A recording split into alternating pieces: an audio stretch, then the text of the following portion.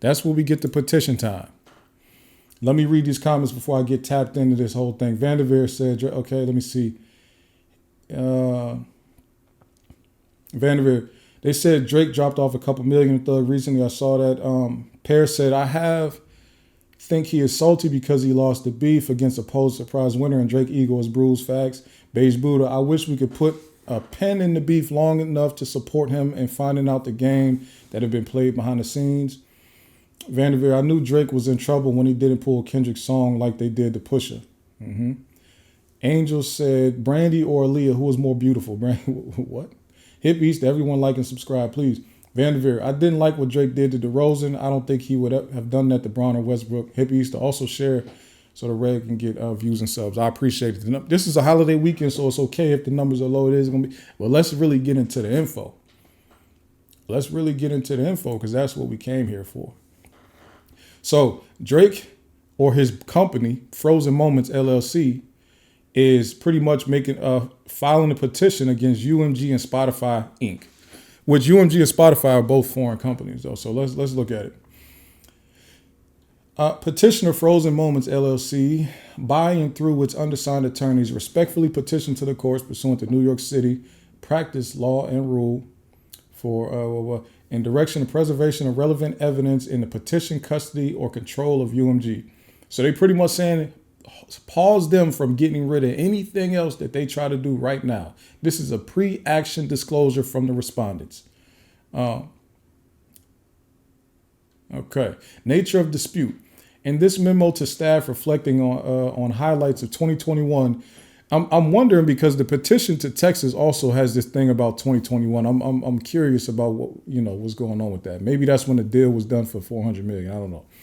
CEO of UMG, Lucian Grange, remarked on it being harder than ever for artists to break through the noise. 60,000 songs are added to Spotify every day. Number two, Spotify is the world's most popular audio streaming subscription service. As of the end of the third quarter in 2024, Spotify boasted more than 640 monthly active users, 40 million monthly active. That's crazy. And 225 million subscribers. Spotify pays music companies like UMG for the right to license songs so it can play them on its streaming and subscription platforms. In 2023 alone, Spotify paid more than $9 billion in royalties to music labels and producers. Hip hop is one of the most popular genres on Spotify, amounting to nearly a quarter of all streams on Spotify globally in 2023. Spotify and UMG have a long-standing symbiotic business relationship as one of Spotify's earliest supporters. UMG entered a multi-year global license agreement with Spotify in 2020. UMG and Spotify collaborate on strategic marketing campaigns and products, and in 2024, announced an expansion of their strategic partnership through which Spotify will amplify music discovery and social interaction and enhance fan experience across platforms for UMG family of artists and songwriters. Based on UMG's financial reporting, Spotify paid UMG around $2.28 billion in 2023, which amounted to 19% of UMG's total revenue in 2023. Okay, so excuse me. So they're saying that $9 billion of Spotify's revenue or Spotify's dollars went to the music industry, and of that $9 billion, $2.28 billion of it went to UMG. So UMG, as one of the major players, received over 25%, close to 30%, or close to 1/3 of all of the Spotify payouts, right? Let's keep reading. Streaming is essential to UMG's current bottom line and future business strategy. In a report related to third quarter of 2024, UMG noted a nearly 29% increase. UMG noted a nearly 29% year-over-year decrease in downloads and other digital revenue based on continued format shift towards streaming across the music industry. UMG's long-term strategy relies on accelerating the growth of and monetizing from streaming and subscription. In October 2024, UMG unveiled a new slogan, Streaming 2.0, which illustrates the importance UMG places on saturating the streaming market. 5. In 2024, UMG did not rely on chance or even ordinary business practices to break through the noise on Spotify and likely other music platforms. It instead launched a campaign to manipulate. This is where the juiciness comes in. It instead launched a campaign to manipulate and saturate the streaming services and airwaves with a song Not Like Us in order to make that song go viral, including by using bots and pay-to-play agreements. 6. UMG released Not Like Us or the song in May 4, 2024. Pursuant to various contractual rights, UMG, via its division Interscope Records, or Interscope, has exclusive control over the licensing of the song. On information and belief, UMG charged Spotify licensing rates 30% lower than its usual licensing rates for Not Like Us in exchange for Spotify affirmatively recommending songs to users who search for other unrelated songs and artists. Neither UMG nor Spotify disclosed that Spotify had received compensation of any kind in exchange for recommending the songs. On information and belief, Spotify pays UMG licensing fees through wires or mails. 8. UMG directly through Interscope also conspired with and paid currently unknown parties to use bots to artificially inflate the spread of Not Like Us and deceive consumers into believing the song was more popular than it was in reality.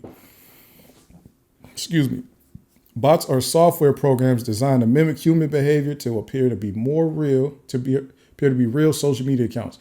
One individual, unnamed petitioner, revealed publicly on a popular podcast that this is sick right here. Popular podcast that Mr. Kendrick Lamar Duckworth's label, i.e. Interscope, paid him via third parties to use bots to achieve 30 million streams on Spotify the first day of the release of Not Like Us, with the goal of jumpstarting the song's spread and turning it into a crazy hit on the platform. The whistleblower describes Spotify as the easiest platform to bot because it does not, like other streaming platforms, have certain security measures when it comes to bot protection. The whistleblower further revealed that May 6, 2024, the individual affiliated with Interscope sent him a payment of $2,500 via the digital payments platform Zelle, which is owned by a number of banks, and he promised another $2,500 in percentage of the song totals for his initial push. Now, they're using certain terminologies to pretty much say there's not just some civil stuff going on. There's criminal things here. When you say stuff owned by banks, and when they say through mail and wire and all that, they're trying to say this is wire fraud and payola. The funny part about this part right here, when they talk about revealed publicly on a popular podcast, this was some dude that Academics had on his podcast that said, like, he had his voice masked and he didn't show his face or whatever. Some dude on Kendrick's podcast that said he was like a bot machine, that he works with the industry and the whole industry works with him and he knows everybody. He pretty much told Academics that, Kendrick's label paid me to bot this song and make it super popular. And then he showed like a payment where he got paid $2,500 to do this, right? The fact that this is being referenced in Drake's Petition, almost, because this is really kind of the only real detail that they have like this. The other stuff is almost like, oh, there's a whistleblower or there's an unnamed source type of thing. But this one right here is very, very detailed. That makes me feel like this is all they have, kind of. Let's keep on going. And it's a little bit funny because you really getting your you went and paid your lawyers to go do this type of thing based on something that was said on Academics podcast or stream, whatever you want to call it. On information and belief, UMG hired other unknown third parties to use bots to promote Not Like Us and also inflate the streams of Not Like Us music video, which UMG first published on July 4, 2024. 10. UMG appears to have used similar tactics with other streaming services. On information and belief, UMG paid and approved payments to Apple Inc. to have its voice-activated digital assistant Siri purposely misdirect users to Not Like Us. Online sources reported that when users asked Siri to play album Certified Lover Boy by recording artist Aubrey Drake Graham doing business as Drake, Siri instead played Not Like Us, which contains the lyric Certified Pedophile and allegations against Drake. 11. UMG engaged in similar pay-to-play schemes to increase the airplay of Not Like Us on the radio. Petitioner has obtained information from a third party indicating that at least one UMG employee made payments to an independent radio promoter serving as an intermediary who had agreed to transfer those payments to certain radio stations and or radio station employees. The radio station subsequently played or caused to be played Not Like Us without disclosing that they had been paid to do so. This practice, known as payola, is prohibited by the Communications Act and has been subject to regulatory scrutiny by a number of executive agencies. So they say this right here. So they have like obtained information from a third party indicating that at least one UMG employee made payments to an independent radio promoter.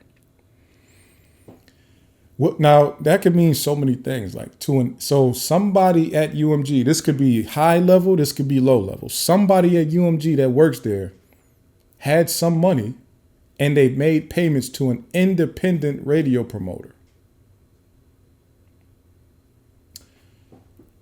that I guess was going to serve as, they say, an intermediary who would then transfer that money out to, we are going to see. In 2006, UMG agreed to pay $12 million in a settlement with the New York Attorney General following an investigation involving accusations that UMG executives had used a broad array of pay-for-play tactics to secure radio airplay for music. In connection with UMG's settlement, then New York General Attorney Elliot Spitzer explained consumers have a right to not be misled about the way in which the music they hear on the radio is selected. He continued to say that pay-for-play makes a mockery of claims that only the best or most popular music is broadcast. Separately, in 2005, UMG was sued by two radio promotion companies alleging fraudulent So they pretty much establishing here, UMG has a history of payola. They have actually been punished for it before. Very valid, very relevant in this here petition. Number 12, while historically payola has been thought of in terms of paying radio stations to play songs, in February 2020, the FTC released guidance stating that by paying an influencer to pretend that their endorsing or review, that their endorsement or review is untainted by a financial relationship, that is illegal payola. Well, that happens every day in the influencer game. So that's an odd thing to put in here because, okay. On information and belief, UMG employed a similar scheme by paying social media influencers to promote and endorse the song and the video. For example, Petitioner understands that UMG paid the popular NFR podcast, which has nearly 300,000 subscribers and over 330,000 followers on X, to promote Not Like Us and its video without disclosing the payment. As part of the deal with UMG, the NFR podcast published new episodes, tweets, and other content publicly about the song. In a sea exchange for UMG's internal policy, in a sea change. Damn, I'm tripping. UMG removed the song's copyright restrictions on YouTube and Twitch, thereby whitelisting the song for the first time in UMG history. Wow. While further incentivizing influencers to spread the song, UMG's scheme to ensure Not Like Us broke through on Spotify and elsewhere worked. Not Like Us broke Spotify records as Interscope posted on its X account. NFR podcast. I might have seen those tweets before. I'm not sure. Who knows?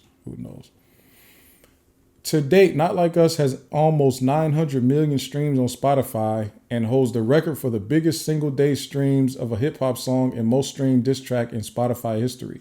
Not Like Us has spent 21 weeks on Spotify's city chart for New York City, which ranks the weekly streaming popularity of a song by its users in New York.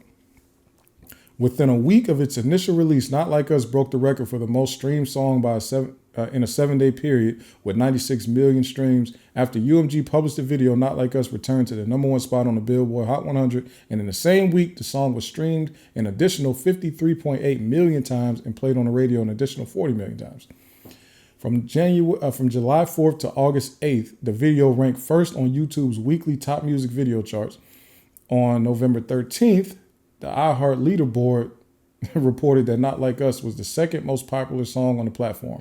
On New York radio, Not Like Us remains, as of the date of this filing, a top 40 hit on the popular music and hip hop stations, including Z100, Power 105, 97.1, Hot 97. Okay. So from May to August, the song was named the top 10 of all songs streamed in New York City. 16. UMG touted the record-breaking success. On July 16th, Interscope reposted on X that the song had become the best-selling rap song of 2024 in the U.S. On July 24th, UMG posted on X account that the song charting as the second most streamed song of the week On August 29th, UMG posted on X with a link to a Summer Hits 2024 playlist by Spotify with the caption Song of the Summer. UMG fam lands 4 out of 5 on Spotify. Birds of a Feather, Hot to Go, Not Like Us, Espresso. 17, UMG schemes to artificially inflate the popularity of Not Like Us were motivated, at least in part, by the desire of executives at Interscope to maximize their own profits. UMG executives have an annual incentive program pursuant to which they are awarded for meeting and surpassing sales and profit projections, among other metrics. The incentives are largely based on a specific UMG division rather than the performance of UMG more generally. For example, the annual incentive bonus of Interscope CEO John Janik is based 90% on the financial success of Interscope and only 10% on the financial success of UMG generally. Thus, on information and belief, Mr. Janik and other executives at Interscope have been incentivized to maximize the financial success of Interscope through the promotion of Not Like Us and its revitalizing impact on the artist's prior recording catalog, including the first 5 studio albums, which are by Interscope. Petitioner has received information that UMG has been taking steps in an apparent effect to conceal its schemes, including but not limited to by terminating employees associated with or perceived as having loyalty to Drake.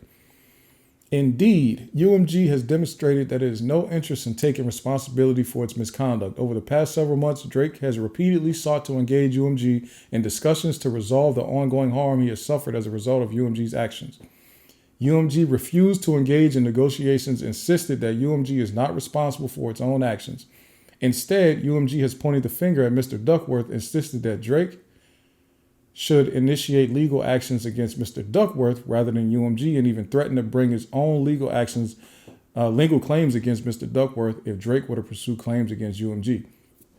That's a little tactic right there. So they told you it's not us. We didn't do it. Sue him. So Drake took it upon himself to say, I'm not going to sue him. I'm going to sue y'all, and it's going to make y'all sue him. So then I don't look like a complete biatch by suing him directly. I'm going to just force y'all hand and make y'all sue him. So, because think about it.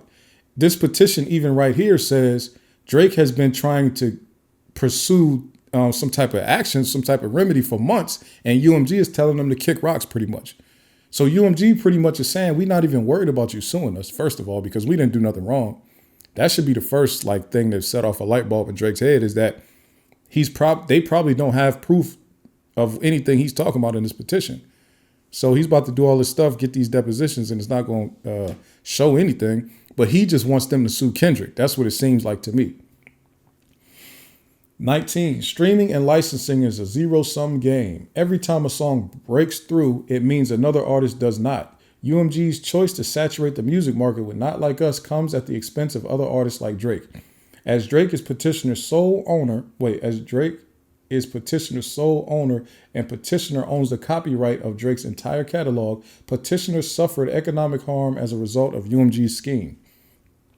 So pretty much that last deal Drake made, and he decided to stick with UMG, they gave him the rights back to all his music. So he owns everything. So he's making a ridiculous amount of money every month. The parties. Petitioner Frozen Moments LLC is a limited liability company registered in the state of Florida. Frozen Moments is an entity wholly owned by Drake, through which Drake furnishes his recording services as a vocalist and musician, and is the copyright holder of Drake's sound recordings and including music videos. As such, Petitioner competes with Interscope. Now, here's the thing.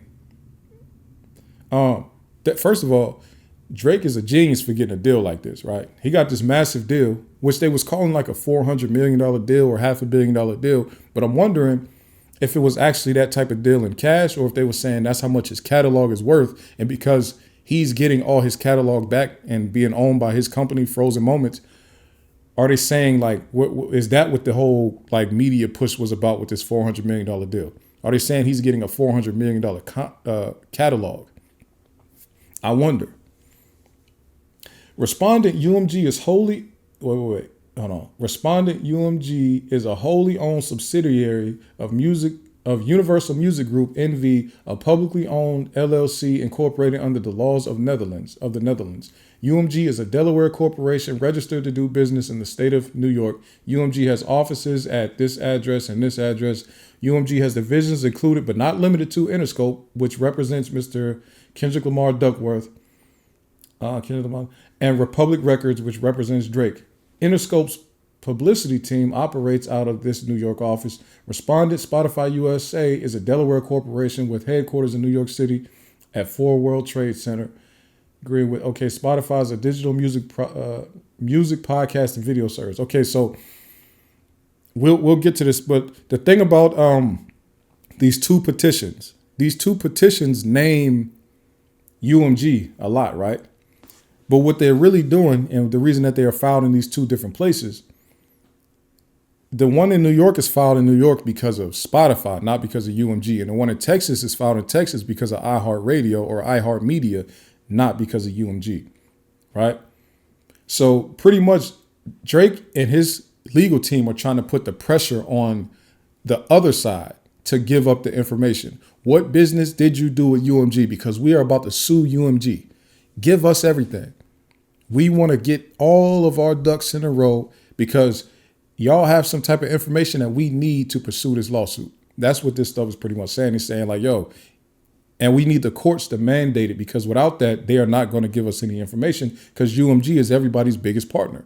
Anybody doing business with UMG, that will probably be your biggest partner. Let's keep it pushing. Jurisdiction and venue. So when they go to the jurisdiction and venue part, they pretty much need to establish why this action is being done in this state and why this state has jurisdiction over what's going on, right? The court has personal jurisdiction over UMG pursuant to this. UMG regularly transacts business within the state, including by doing business and entering into contracts with New York-based Spotify, licensing, promoting music to streaming and radio broadcasting services within the state, and supplying its music management and publicity services in the state. The state at issue and the events at issue, including UMG's licensing contract with Spotify and payments to New York-based radio stations to inflate the popularity of the song, occurred within the state. UMG owns, uses, or possesses real property at this place, right? For its catalog division and publishing arm, Universal Music Publishing Group. Okay, this court has personal jurisdiction. So he's just saying like this is what's going on. Petitioner requires pre-action discovery and preservation. Frozen Moments has commenced this special proceeding pursuant to CPLR 3102C to seek pre-action discovery to allow petitioner to 1. Identify appropriate defendants and frame a complaint for a claim under the RICO Act, and 2. Identify appropriate defendants and frame a complaint for a claim under Section 349 of the New York General Business Law, and all of this, and Section 350 and 350A of the New York General Business Law.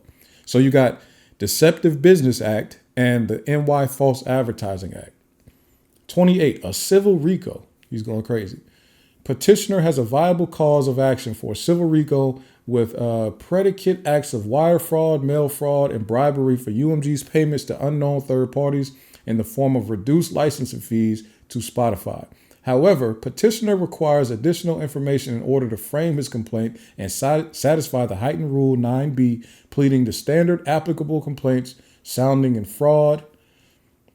Specifically, petitioner requires information about the method by which the third parties were paid in order to determine which underlying predicate acts to plead, and require information about which benefits were conferred upon UMG in exchange for payments.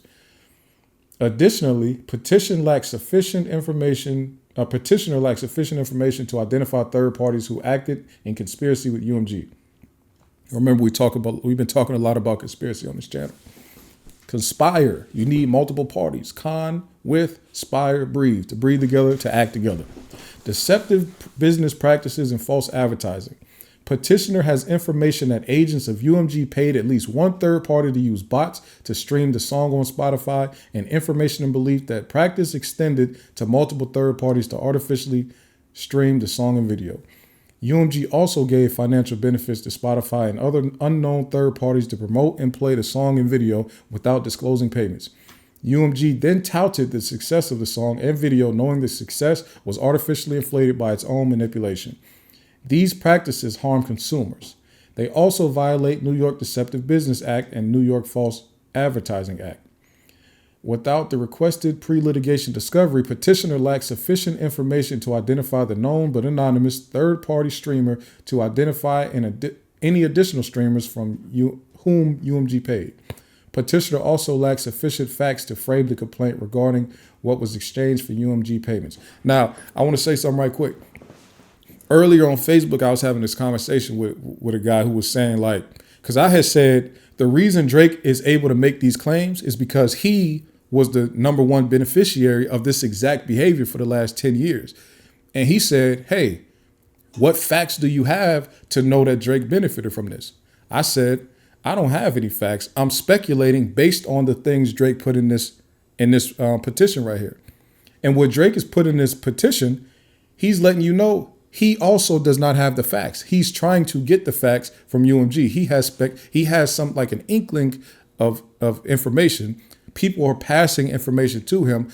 I hope nobody set Drake up and just gave him all of this information and it was completely false. I hope they didn't do him that dirty because that would be crazy. But I got a sneaky feeling that some trolls have gotten in touch with Drake and told him, hey, this is what they've been doing. They've been sending money and it might not really be legit, right? It seems that he has been set up by some trolls that just wanted some attention and they ended up getting in touch with Drake's team and Drake's team took the information to be facts, right? Either way, these petitions are him saying, I don't have the information I need. I need to get the information from Spotify. And I need UMG to answer these questions in a deposition. I need them to give me the information so that I can sue them, which is crazy. It's a crazy thing. But New York state law allows it, so let's keep reading. Petitioner seeks the following limited pre-action disclosure from UMG. 1. Documents and communications sufficient to show the identities of all third parties that UMG, its agents, or anyone working on behalf of UMG Interscope paid without public disclosure to promote, publish, or recommend the song, its accompanying cover image, or video, including but not limited to radio stations, influencers, music platforms, and music publications, as well as the dates, methods, and amounts of those payments. 2. Documents and communications sufficient to show the identities of all third parties that UMG, its agents, or anyone working on behalf of UMG Interscope paid to use bots or any similar technology to stream the video or a song or video, as well as the dates, methods, amounts of those payments. 3. Documents and communications sufficient to show what third parties agreed to provide and did provide in exchange for these payments. Again, Drake is saying, I have a suspicion that this is going on. But them asking for all of this says we have no clue. And we're hoping that y'all have kept some type of record that could show us what the hell we think is going on, right? But we really don't know. We have no clue. 31. Petitioner seeks the following limited pre-action disclosure from Spotify.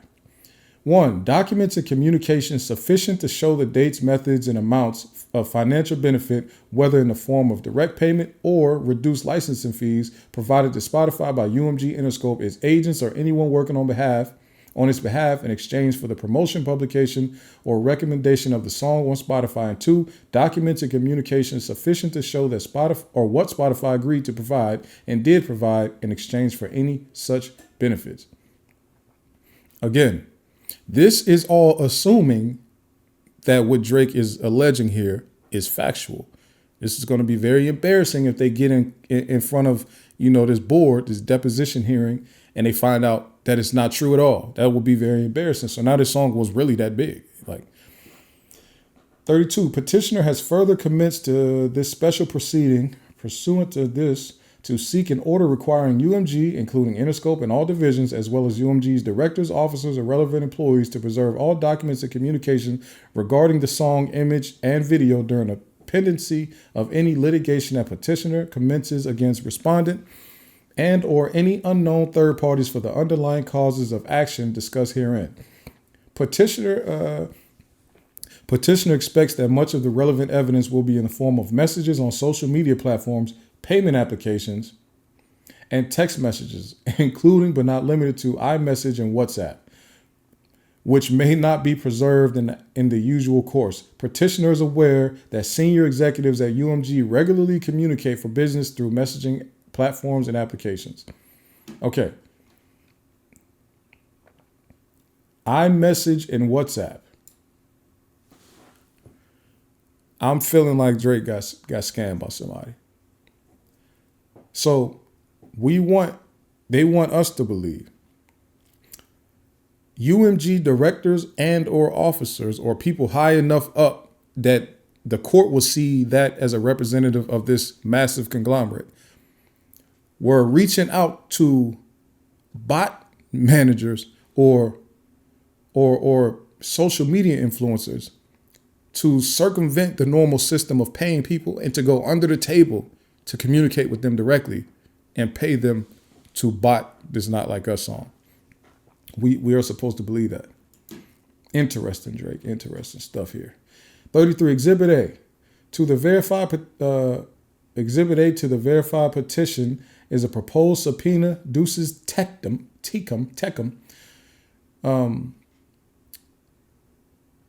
to UMG, commanding UMG to produce the UMG requested information. Exhibit B for the verified petition is proposed subpoena to Spotify, commanding Spotify to produce this. Exhibit C to verify petition is a proposed order authorizing, pursuant to this, the issuance of subpoena in the form of subpoenas attached as Exhibit A and B. 36. No previous application has been made for relief requested herein.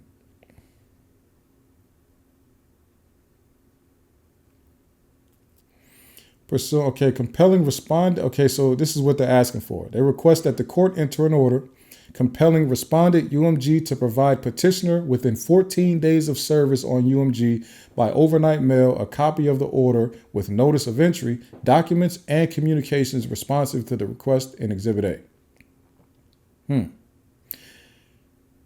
They want all of this stuff within 14 days after a court compels them to turn this over. So not only are we talking about this petition being put in with New York State, right?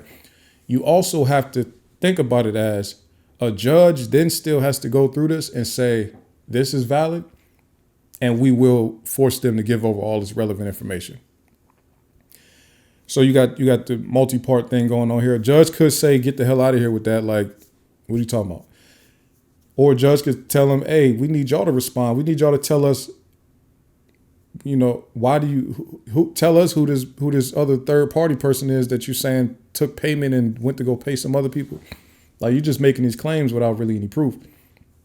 So it could help Drake proceed further, or they could say, no, we're not going to make them do that.